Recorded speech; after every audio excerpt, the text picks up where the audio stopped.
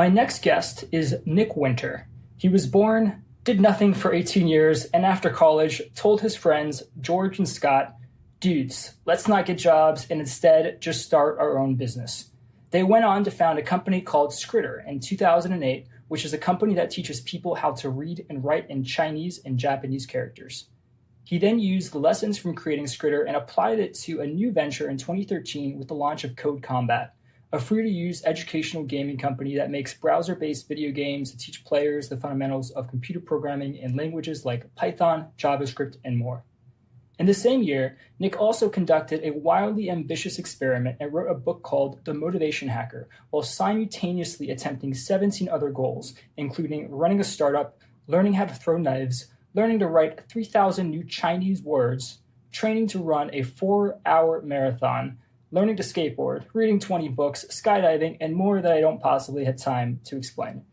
He wasn't successful with every habit, though, but in many ways, Nick has designed an incredibly successful life for himself and those around him. He has become, as I like to say, a philosopher of knowledge and has a deep level of understanding on how to orient oneself on a path towards personal and professional success.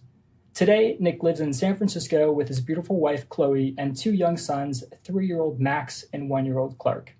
Nick is with me here today to discuss his book, The Motivation Hacker, and whatever other interesting conversations we get into. But the goal is to give you a few key ideas to help you start your path towards creating more positive habits, setting intentions, and sticking to them. Nick, welcome to the show. Yeah, Cody, thanks so much for having me. Glad to be here. Thank you. And Nick, I am absolutely thrilled to be having this conversation with you because ever since I read your book, I've sort of put you on my list of favorite people. And also, before we get started, I also want to thank Malcolm Ocean, one of your friends, who is also the founder of Accomplice.co, who I interviewed on a previous episode that introduced us. Yeah, Malcolm's super great. Is one of the all-time most thoughtful guys when it comes to setting up productivity routines. I know I connected incredibly well with him and was just fascinated by his own software, Accomplice.co, where I felt like he was trying to solve something that I hadn't seen being solved by anything else. But we could get into that. I'm going to hold off on that. And I actually wanted to come back to your book and say that your book, The Motivation Hacker, I'm not exactly sure how I came across it, but it was an absolutely mind-blowing read when I read it. And it didn't have a tone of being on a high horse like many self-help books I've read. And it came across to me as just a regular guy who just wants to get ahead. But the difference between you and everybody else is that you put in a lot of time, effort, and energy into trying to figure out just how to do that. You've logged your hypotheses, your experiments in the book, while building on the knowledge of many other great authors and scientific studies about willpower, motivation, procrastination, and the like.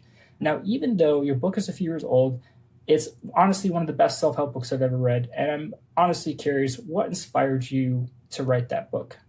Well, first, Cody, thanks for the praise for the book. Absolutely. Yeah, I was on this flight to San Francisco, so I was moving to California. And on the flight, the idea came to me. I had been working just on my startup Skritter for so long, I didn't really know how to do anything else besides be super productive on my main focus. And I just had this vision come over me on the plane of, if I keep doing it like this, my life will still only have one purpose, and I won't be able to kind of taste all these other areas or develop in all these other ways because I'll just set into the same habits that I've always done. So it was that plane flight that gave me the perspective and kind of took me away from the day-to-day where I was able to do longer-term, more strategic thinking. The idea just came to me that, well, I've been thinking about these different things that I could try doing, things I could get into. Maybe I should try some new hobbies. Maybe I should do some other missions.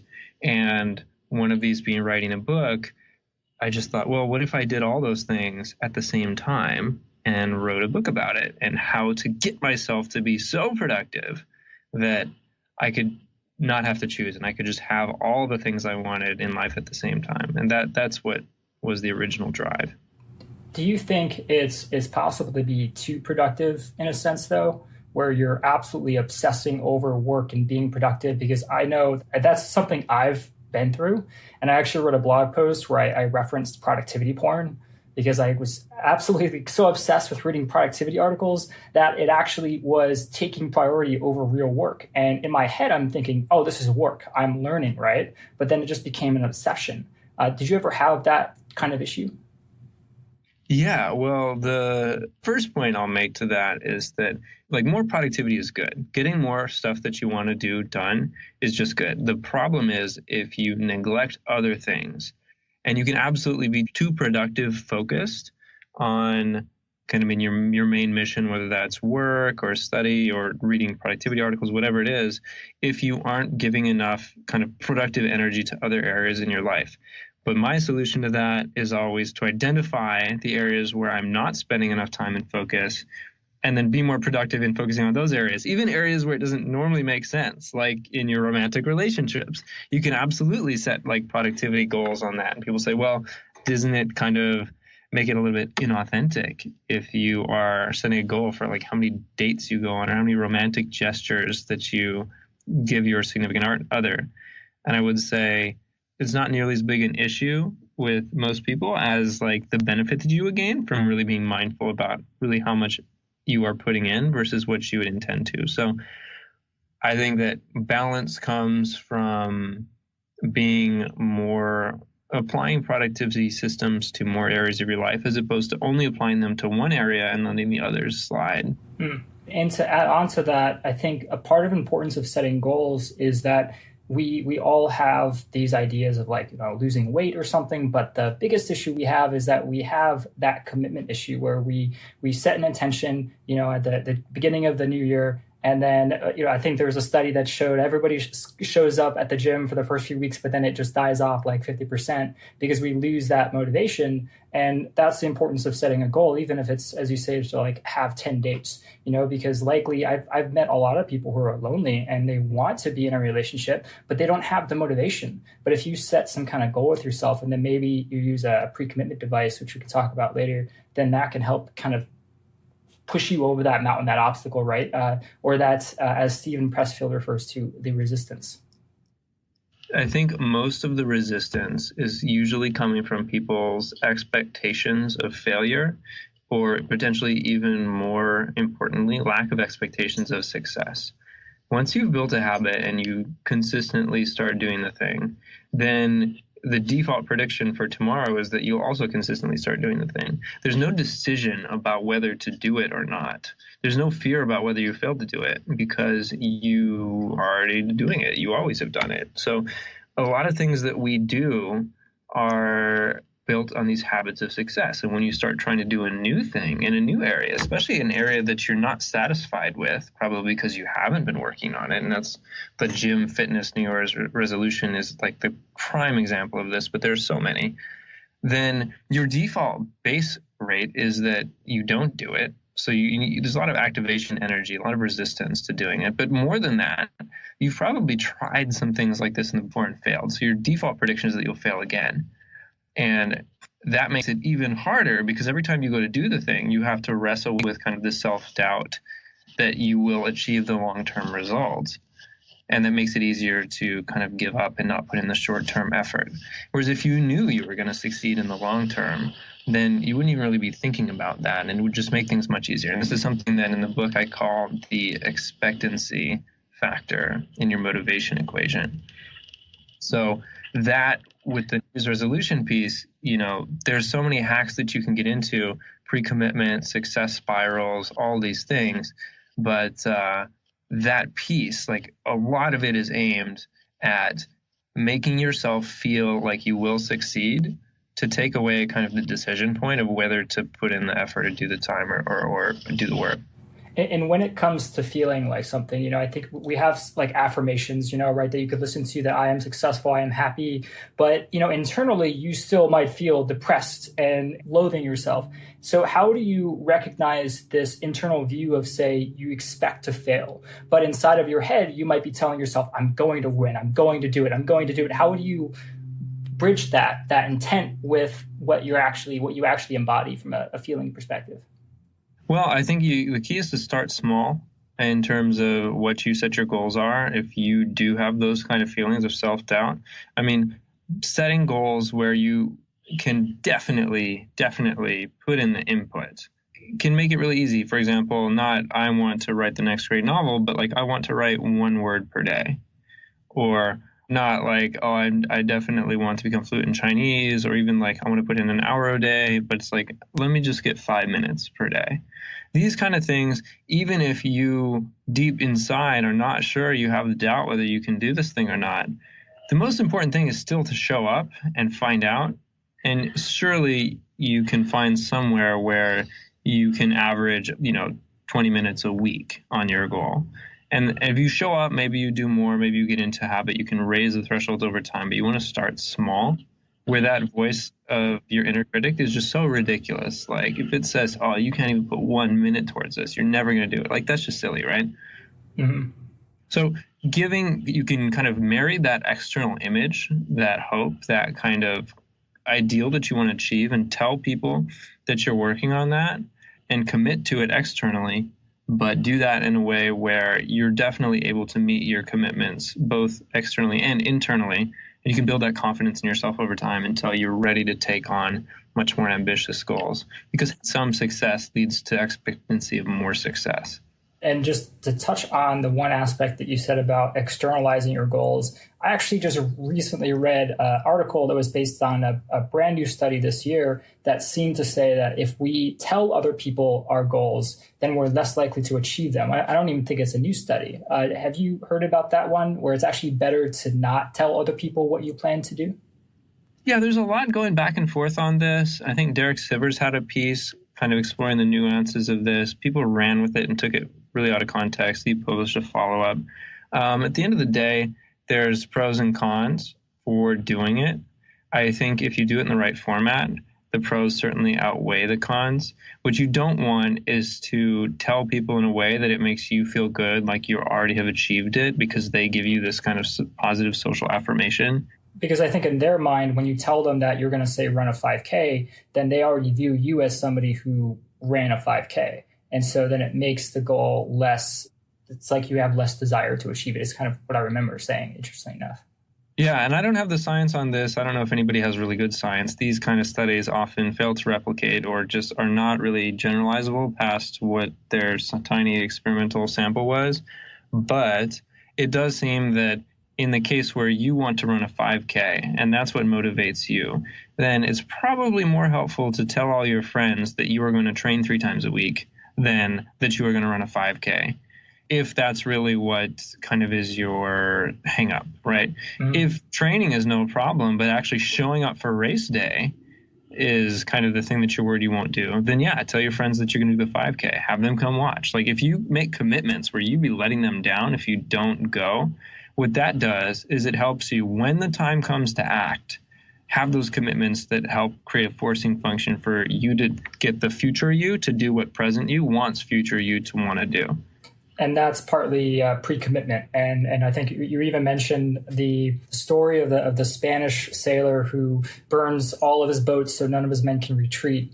And so can you tell me again some other examples perhaps of what a pre-commitment device is? And also I had this, I know we have Stick, and you mentioned BeMinder in your book several times. And I've tried to get myself to use these websites that attempt to ask you every week whether or not you're sticking to your goals. And then they allow you to either donate money to an organization you don't want, or you can also have somebody kind of chaperone you, like a friend or family member. But I've never really met somebody who's successfully been able to use really these external devices. And even as a side note, I remember, that like the Pavlov watch that one guy came out with, and it was even on Shark Tank, and he was kind of laughed off, where if you do something that you don't want, you would shock yourself as like a negative reinforcement. But I think there's a lot more science behind positive reinforcement. But anyway, I'm going to stop talking and just ask for your comment.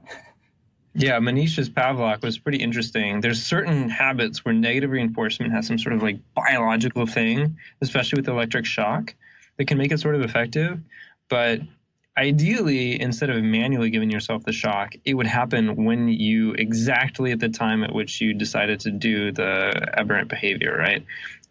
Usually the recommended solution is like, well, eat the chip and then shock yourself to kind of establish that response. And it apparently kind of works for that certain narrow range, especially for things like eating, smoking, these kind of basic biological things. Whereas we want it to kind of automatically happen when we swear or say like or something like this. And that's harder to enforce. As far as BMinder and Stick K though, Stick K is kind of just really bad UX. And you have these binary goals of like do the thing or not. Can connect you to people to check in with you and do that sort of thing. It's okay. I view BMinder as really having the solution here in a way that a lot of these other ones don't. The core problem is almost all of acrasia, which is kind of the opposite of motivation, like not doing what you want to do, than procrastination, right? The core problem with this is the way that the motivation equation works, such that the long-term rewards are heavily discounted compared to the short-term consequences and costs. So in any time that you want something in the future, you still don't want to put in the work now because the reward comes later and the future, the work comes now. The discounting function is something that economists have measured. It's kind of built into how all economic calculations are done. You can measure it in pigeons. Like everything works this way. And you can see this hyperbolic discounting curve and kind of draw a lot of really basic and obvious conclusions from applying that. And when you start to use something like BMinder, where you commit to how much work you're going to put into your various goals, and the key aspect of BMinder, I find, is not the threat of the monetary penalty when you derail, because you put in there, it starts at $5. If you want to work out 3 times a week and you eventually don't work out on average 3 times a week, you pay $5 and it re-ups for 15. So that next time you don't do it, you pay 15 and then it goes to 30 and 90 and it triples each time until the point at which even when you really don't want to work out, you really don't want to pay $270. So you work out anyway. And then thus past you has forced future you to continue working out forever, or at least until you change your mind on your long-term goals. So that's one thing about BMinder that's really, really useful is you can change your mind on what your goal should be, but you can only do it a week in the future. And if you still want the benefit a week in the future, you just don't want to pay the cost now, well, tough, because you can't change it now. You can only change it in a week. So it gives you like the perfect blend of flexibility while still keeping your foot to the fire that you can trust you're going to do what you said you would do. And that's key, right? The expectancy of success makes doing any sort of project or putting in the work so much easier. It's not even a question of motivation if you really think you're going to win. It's just a question of organization. And for that, the main point of BMinder is that as you set in, okay, I'm going to work out 3 times a week, I'm going to put 2 hours per day into my business on average, you have something that tells you exactly how much more you need to do to meet that commitment. So that there's no fuzzy logic, no rationalization, no weaseling out of it by saying, well, I'll do some more tomorrow. It's like, no, your average means that you need to do 0.34 hours more today or you fail. That bright line is absolutely important for not weaseling out of your word to yourself when your word to yourself is actually the core product, and being able to trust that you would do what you said you would do. Absolutely critical if you want to work for yourself, run your own business, achieve your study goals, be personally productive, learn languages, have side projects, anything that you want to put into any sort of goal, you need to be able to trust your word to yourself. And that's what having a system that strengthens that word as opposed to risking it will do. So that's my love letter to BMinder, because I think it's the perfect combination of being able to specify clearly exactly what your goal is, as well as what you need, showing you every day what you need to do to be on track so that you can not just forget or slack or kind of weasel out. Yeah, and the other thing I liked when I did use BMinder, I haven't gotten to the habit of it, but whenever I tried to email to cancel a goal that I just decided I actually didn't want to have it for a vacation. I thought I added the vacation setting, but it still wanted to ding me, and then I emailed them, and then they reply and they actually ask you, so why do you not want to do this anymore? And so they try and be an accountability coach to some degree about preventing you, but ultimately they'll still let you cancel it. But I've always found whenever I've used that or Stick K, that I've always found myself weaseling my way out of it and not really being able to successfully implement new habits and goals myself. Although many people look at me as somebody who is able to create a lot of good positive habits. And I have my 3 keystone habits every day: my meditation, my exercise, and my reading. But I've never been able to use external applications. And I'd actually go back to this idea of, I don't know, I think it's the contrast effect fallacy, where when we have something, we tend to, we don't really care about it. But when something's taken away, then we want it more. And I feel like these external applications, they can kind of lock this desire away. But yeah, there's different types of people. And some people will just weasel out of whatever they told BeMinder they're going to do. And especially if you've built that habit with BeMinder, then it might mean that BeMinder is blocked off to you. What humans will do is they will have very compartmentalized expectations of themselves in various areas. So people might say, oh, I can never diet, it never works for me. And yet then they can go on to like learning a language and they have no problem spending 20 minutes a day or something like this. Or they think, oh, you know, I'm just incredibly socially anxious. I can never go out and talk to people and make friends. And, you know, and then they're putting in the time when it comes to working on their business or something like that. And they don't generalize that like these activities in terms of putting in the effort and the time to improve are kind of like each other. You can just completely burn out on a certain area and thinking like, I will never be good at this. And it takes a lot to come back from that kind of expectancy of failure. And you can do that with specific tools, to-do list, email inboxes, people, etc., where you kind of burned your bridge and you've lost trust in your word to that person, that tool, yourself, that process, whatever it is. But still be able to go and start fresh with a new person, tool, process, or kind of area and give it a good shot. As long as your brain's pretty good at compartmentalizing these like past histories of failure and success and not transferring them to other areas. And so what that means is if you try BeMinder, you try Stick K, you try accountability buddies, you try any sort of system, give it a really good shot the first time, because if it doesn't work the first time, you're probably not going to be able to try again. You'll just have this like expectancy barrier in your way. But at the same time, if you failed on various strategies, processes, these things in the past, you can still find something that works for you as long as in your mind it's like clearly different this time.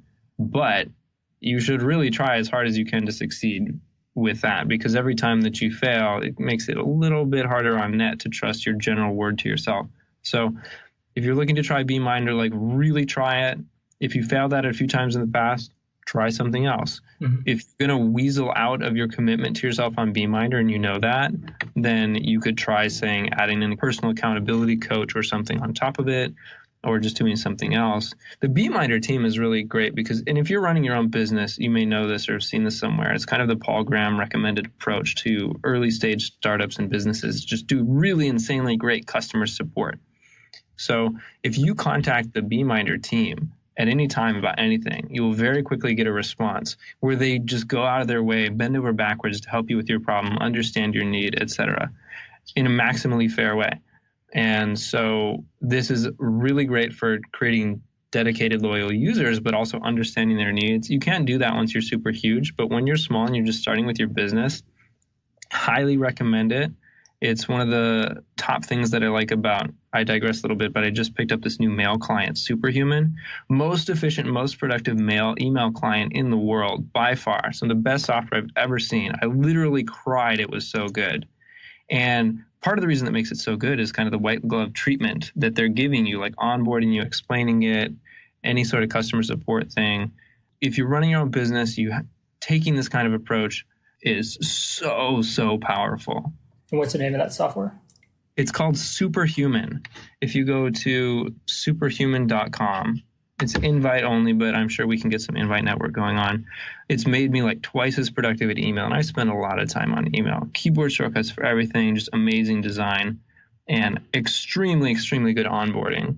If you're looking for kind of inspiration for how to do viral marketing, onboarding for your users, customer support, kind of lifestyle business SaaS, like they've nailed everything. I'm so impressed. This is just my like latest like love software from the past It's so great. And I wanted to mention another company called commitaction.com, which is essentially coach for entrepreneurs. I think it costs around $125 or $150 per month, but every week you have a call with an accountability coach where you give him your goals, and then they have an interface where they track out what your 3 intentions are for the week, and then you have the same call every week. And I've actually found it to be helpful myself to help get me the motivation, because I feel that there's going to be a sense of embarrassment, or I'm not going to have my 3 goals done that I committed to prior in the week. And they make sure that you're setting specific goals. I know everybody follows the SMART philosophy, but you've mentioned the CSI philosophy. But I wanted to get into your email just for a sec and ask you, what is your process for email? Because a lot of people have email problems, and myself, I've been, I'd be addicted to my email, where I'd spend all day just answering emails, and then new ones come in, and then I feel like I get nothing done at the end of the day. How do you manage your email versus your time making stuff? Well, it's a lot of little things, and I won't say I'm perfect. At a certain point, email load will overwhelm even the best processes, whereas anything can work when your email load is low. But, all the usual things, right? Trying to do inbox zero is pretty good. The general get things done philosophy, where you touch each thing once. Sometimes something comes in, you're not ready to process it right now. Well, that's a pretty good signal you shouldn't be looking at your email right then, because if you're not really ready to process emails, then what are you doing in your inbox? You're just getting distracted. You're getting a hit of phantom productivity, but maybe you should be doing some focused work, and then set aside a big block of time for really ripping through your email and getting back to inbox zero. However, sometimes you got to check it, right? Something might come in. You're waiting on something. In the process of doing some focused work, you are needing to go in your inbox and look something up. So there's ways you can kind of block new messages from coming in at certain times of the day. You can start your day not checking your email. Definitely turn off your notifications so you're not getting notified of emails. And I try to do as much email as I can on my laptop, because it's inefficient on my phone. And I can be present when I'm out and about, and then just have dedicated email time. Just extremely, extremely super productive, using all the keyboard shortcuts. Superhuman's amazing for this, for when you are actually doing email.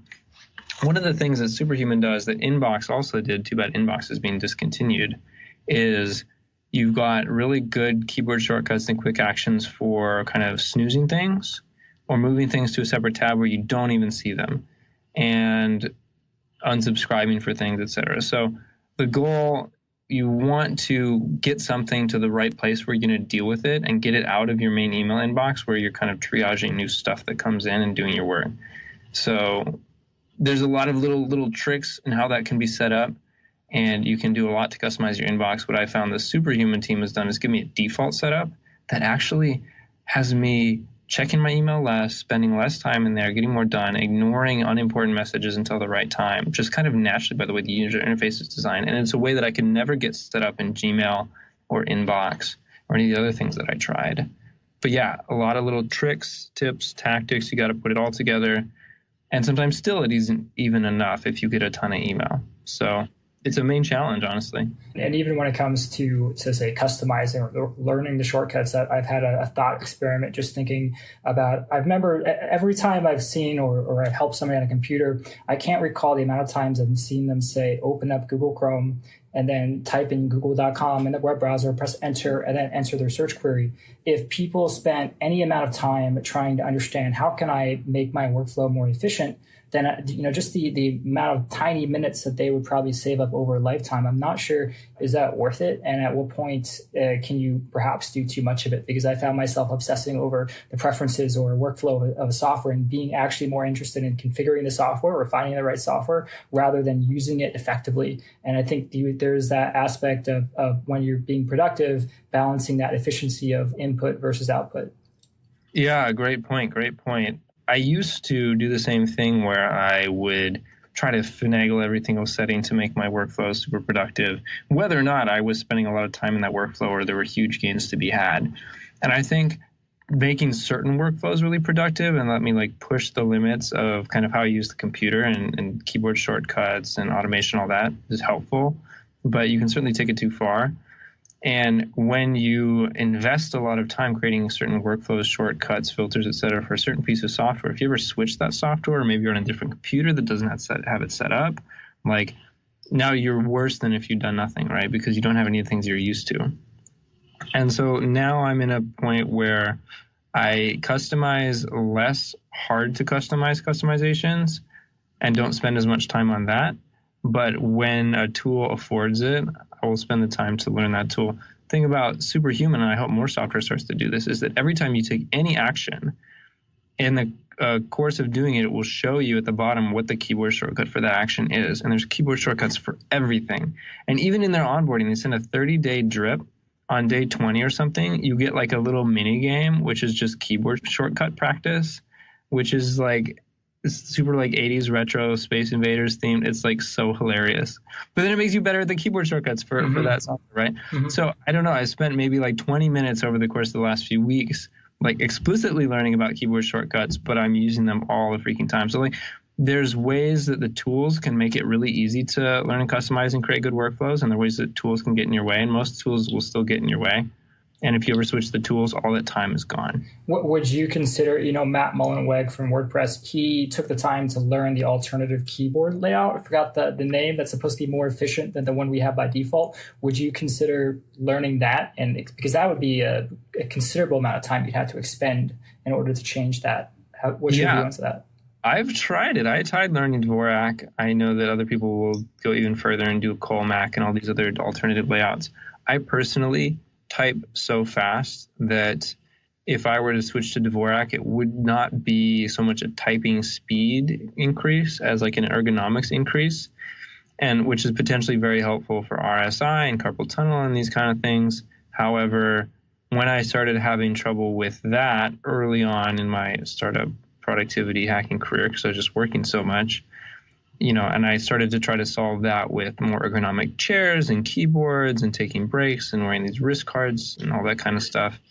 And then I just found the popular advice whenever this comes up on Hacker News, which is that it's all, for a lot of people, that kind of pain is just there because you expect it to be there, and it's kind of stress manifesting in your wrist or something. And if you don't expect it to be there anymore, it goes away. And as soon as I read that, it went away, and I didn't have to deal with any of that crap. So I stopped learning Dvorak, for which I'd only gotten up to like 45 words per minute, whereas at QWERTY I'm like 110 or 120 or something like that, and just kind of chalk that up as something that might be useful for people who either type slower or have more RSI or need to type huge amounts of text, and so typing it a tiny bit faster would be pretty useful. Or if you just like that kind of thing. It was kind of fun to learn. It kind of really warps your brain, like switching between the two, and you're like, whoa. But overall, at the end of the day, if you're already effective at QWERTY, I don't see that as the most efficient way to spend your time. And as a side note to an earlier point, do you have an iPhone or an Android? I have both. I primarily use iPhone. I have Android just to go to China because Google Fi bypasses the Great Firewall, and it's so great.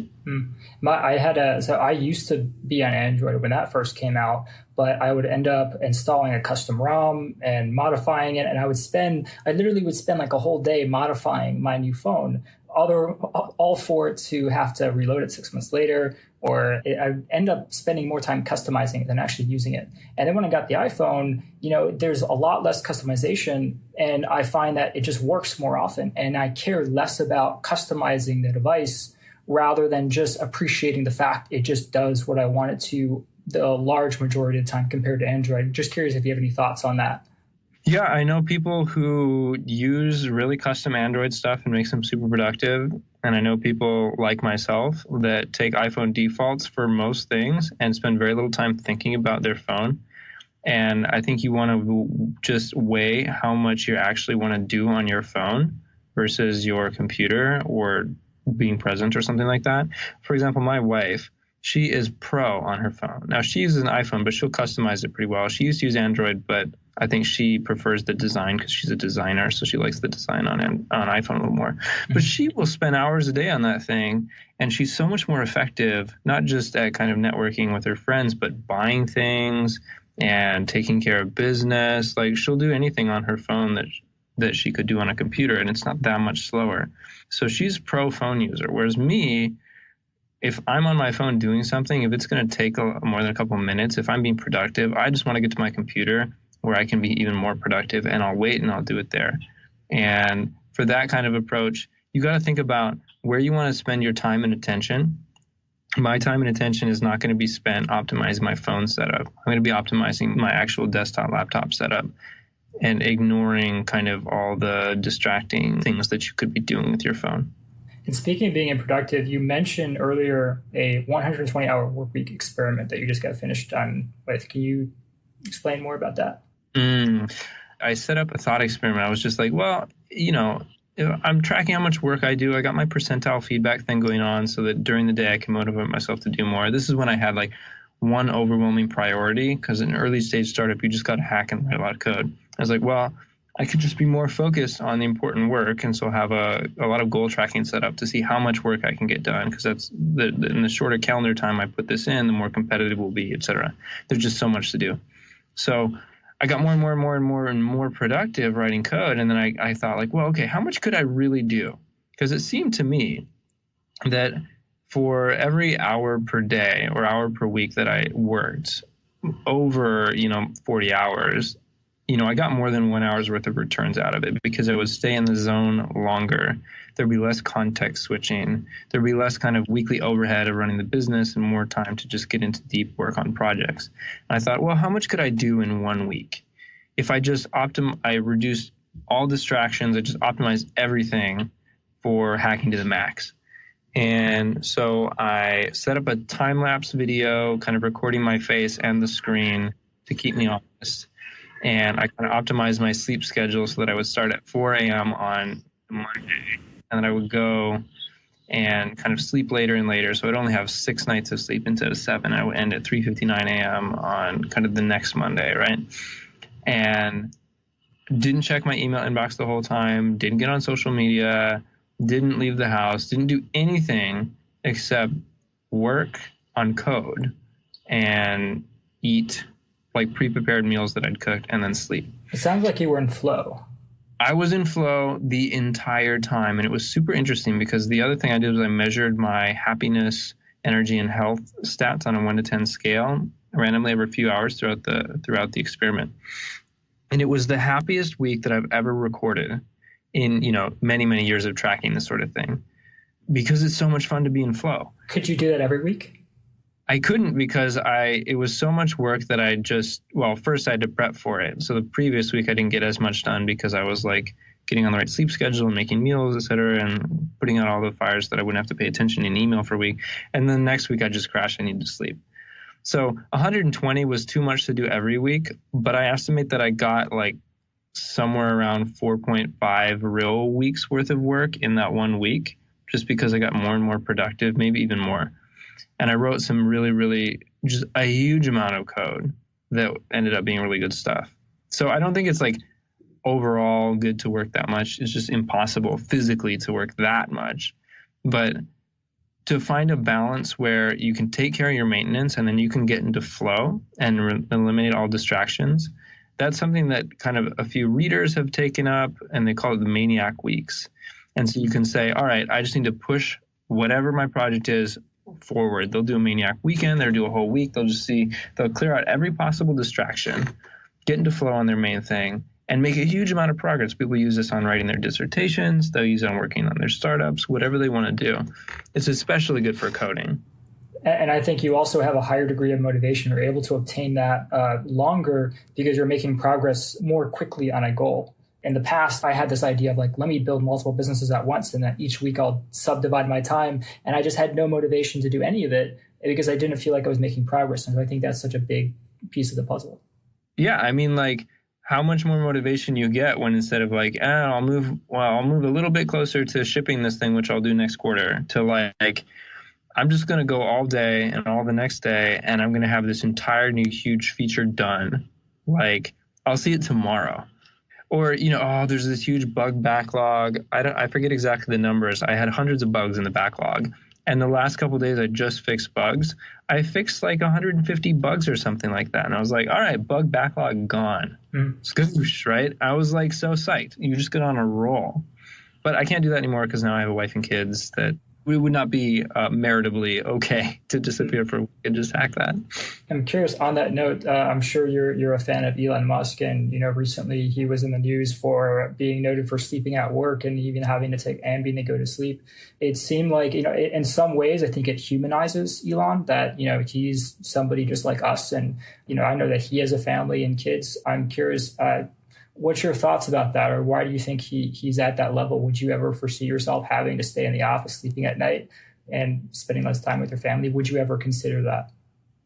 Oh, yeah. I mean, it's really easy to see how he would get in that situation, because at that level, he's got 5 kids, right, in his family.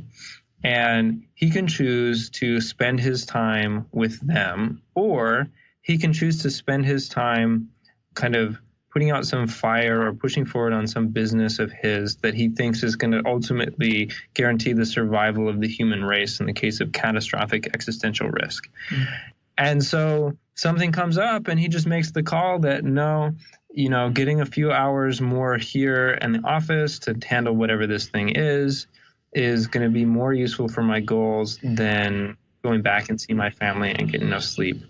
And that compounds over time, and then he ends up in this kind of horrible sleep debt where his family, he doesn't have as much time for them, and he's just like exhausted at all times. However, in the short term, probably most of those decisions he made were good decisions. And given the speed at which his businesses have grown, you can't argue with some of his results. And I'm sure if you step into his shoes, you can see the incredible pressures he's going to face making those calls. At the same time, the best decision that he could have made would be to just not have kids while trying to run these 2 incredibly ambitious companies, because that makes it much, much, much, much harder. And how do you balance somewhat, say, you're running a startup, you're familiar with the pressure of working yourself, but then I've run into a lot of times where I didn't realize it at the time, but I was burning myself out. And then I just would wake up one morning and I would look at everything I have to do, and I couldn't do it. And it took me a long time before I could start to recognize this recurring feeling of burnout. And for somebody like Elon, which we don't know if he experiences burnout, he probably does, but to us, it seems like he's just incredibly productive. He's able to live on 6 hours of sleep, and he's just able to go to work every single day. Have you experienced burnout? Kind of, how do you balance this productivity? And a third question later on is, do you believe in a work-life balance? Yeah, burnout, interesting. I've come a little bit close certain times. Usually that was when the rewards for my work got too far away from the work I was doing. So, for example, when I was developing the Skritter iPhone app, and we had a web version, and we needed to go mobile, and we wanted to be really, really good. And we ended up on this, it took us a year and a half. And, I'm 6 months, 12 months into that. I have no users because it still isn't usable. There's this huge bug backlog. I still feel so far away. I just got incredibly demotivating. And what I ended up doing was saying, all right, forget all this stuff, and that kind of is the right order to build these features in and fix these bugs in. I'm going to drop everything until I can get a beta out to users, because as soon as I have users that are using this and working with it and asking me for stuff, then it comes I can get that to the user that asked for it today, as opposed to, all right, well, I'll need this feature in 6 months when I can sort of launch it, right? And that made all the difference, right? Similarly, when getting close to burnout, right, you got to look at your motivation and which components of that are missing. Do you not value what you're doing? Do you not expect that it's going to work? Is the delay just really, really far away? Or is there too much other stuff distracting you that's going on? And you can kind of optimize for those factors and consciously redesign your productivity, redesign your lifestyle until those factors are in sync instead of at odds, and the burnout can go away. Where do you find that level of introspection and metacognition in order to really understand how you're feeling and what's working, what's not, right? Because some people, they'll be burned out for years, or they'll be depressed for years, and it might actually just end up being this one thing that they just didn't take time to think about. Where did you develop that ability? Well, the main thing for me was to do the experiential sampling. So I would ping myself every few hours. I use some custom software I wrote, but you could use a number of iOS apps, Android apps, whatever. And you just ask, how are you feeling? What are you doing? You can measure this 1 to 10 on your happiness scale. If you have health or energy problems, you can also do health or energy, just some tags on what's going on. And then do some quick correlations on that. Because if you think back on how you felt about certain things, you're just wrong. And if you think forward to how you are going to feel about things, you're also going to be wrong, because you have this entirely different planning mode and remembering mode that's different from how you actually experience things. It's the same reason why you'll think back as to why a vacation was like so amazing, because there was like this 5 minutes at the top of the mountain that were like the best, right? But you don't actually realize that most of your vacation was like toil and low-grade discomfort and boredom of travel, etc. So doing that kind of experiential sampling let me really understand what kind of made me happy, made me unhappy, made me productive, not. And that level of introspection, you kind of need to do that because humans are terrible at remembering and planning, and you need to use this other mode if you're going to correct for that and make good decisions on how you should spend your time. The other piece would be to just try to cover the basics. So if you're not sleeping enough, everything's going to be better if you sleep more. You're going to be more productive and happier and healthier. So an extra hour of work versus the last hour of sleep that you need, get the hour of sleep. Prioritize almost everything about that. Same thing for nutrition and diet, exercise. You have to be healthy enough. If you're going to have the energy you need to do anything successfully. So you got to get those basics in place. If you have kind of anxiety, depression, any other sorts of problems, you can work on those, because solving those will make everything else easier. If you are in a rut and you can't kind of introspect, retrospect, figure out what's going on with those, get a change of scenery. Like, get on a plane flight like I did. Just take a day off, go to the park, think about stuff. I was just in a sensory deprivation tank yesterday. I took my first day off in forever. I did like a cryo spa, infrared sauna, and then an hour-long sensory deprivation tank float.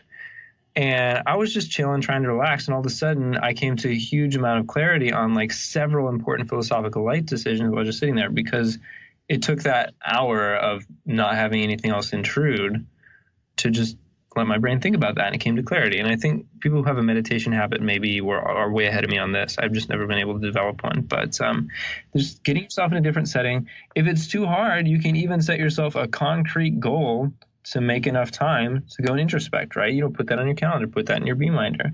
I had to do this. I don't normally introspect. I had to like explicitly make a productivity goal of it to step away from faraway thoughts.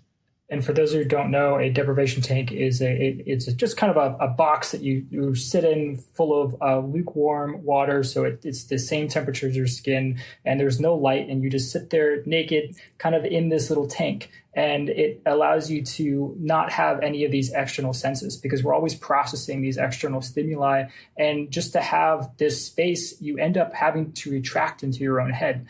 And in many ways, that people say it's kind of a precursor to any kind of psilocybin or any kind of drugs, is to be alone in your own head in those tanks and see kind of how you are. And in myself, I actually have my own routine at the end of every night where I end up, whenever I sold my last company, I bought this $10,000 and not a massage chair. And I was a little questioning at the time, but every night before I go into bed, we end up having, as Tim Ferriss say, we get this monkey mind where we can't go to sleep and we keep on thinking about our anxieties, about the future and what happened today.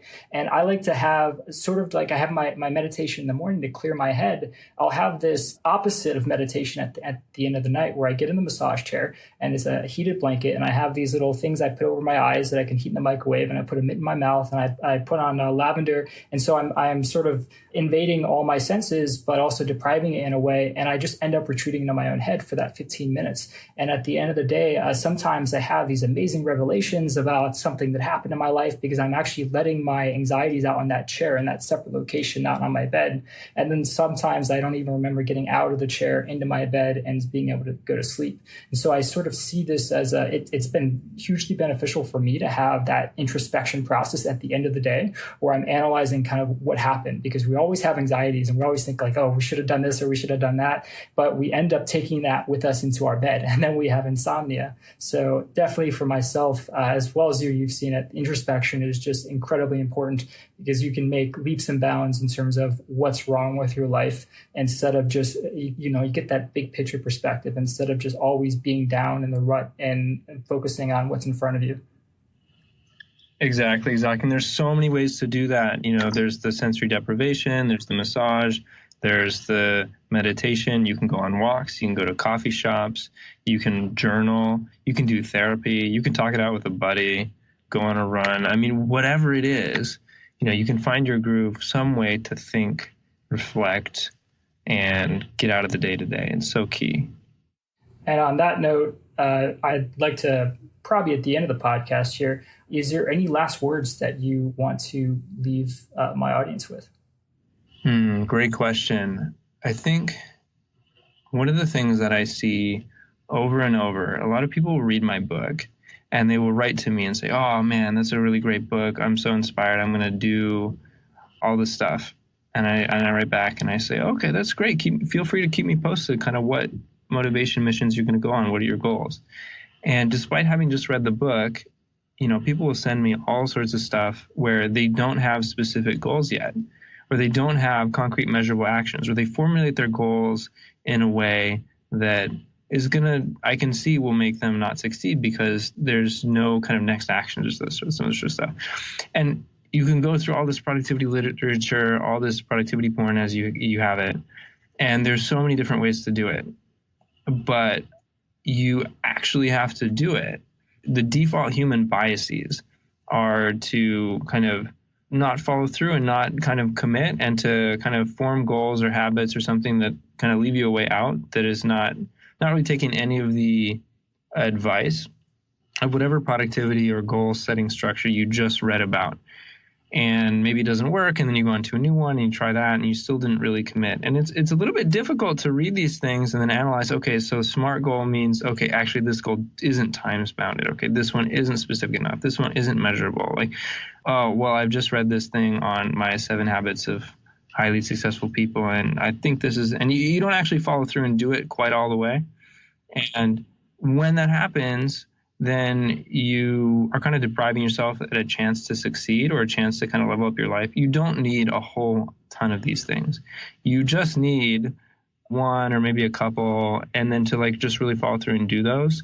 Any of those things can lead you to absolute great success compared to almost all the people in life who never do this. They're never strategic about what they want out of life, and they never kind of commit to following some path that's going to get them that and make a process for which they improve.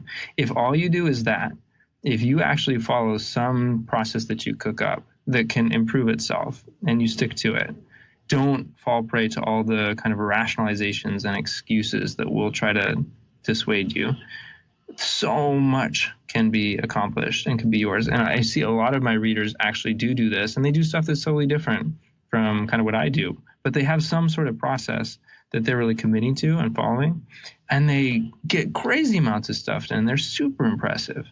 And I think so many people are capable of that and become incapable the more approaches they kind of half-heartedly commit to and fail at.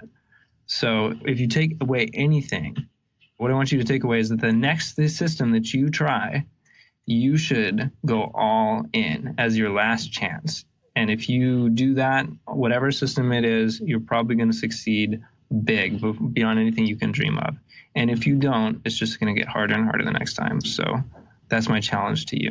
Yeah, wow, that is an amazing challenge. And I want to add on to it, even though I feel like I shouldn't, that there's been times whenever I'll have a habit, we all have, if we want to lose weight, it's everything that we try is essentially it's an experiment, and so somebody might feel bad, but then they don't really introspect and ask, where is this feeling coming from, and solving that issue, because maybe it's they were bullied as a kid for being overweight, and then they carried that anxiety with them. But they have this anxiety of let me lose weight, let me try this diet pill, oh, it doesn't work, let me try this exercise, oh, it doesn't work. A part of it is because you don't have the motivation to carry it through. And there's been times when I've just absolutely, I started a reading habit overnight. I started exercising every single day just after seeing these other successful people, what they were doing, and then just committing to it and just thinking in my head, how bad do I really want this? And that's part of the issue, I think, is that we all have these internal desires, but we don't necessarily sit down with ourselves and say, this is really what I want right now. Because if we can do that, we can almost accomplish anything.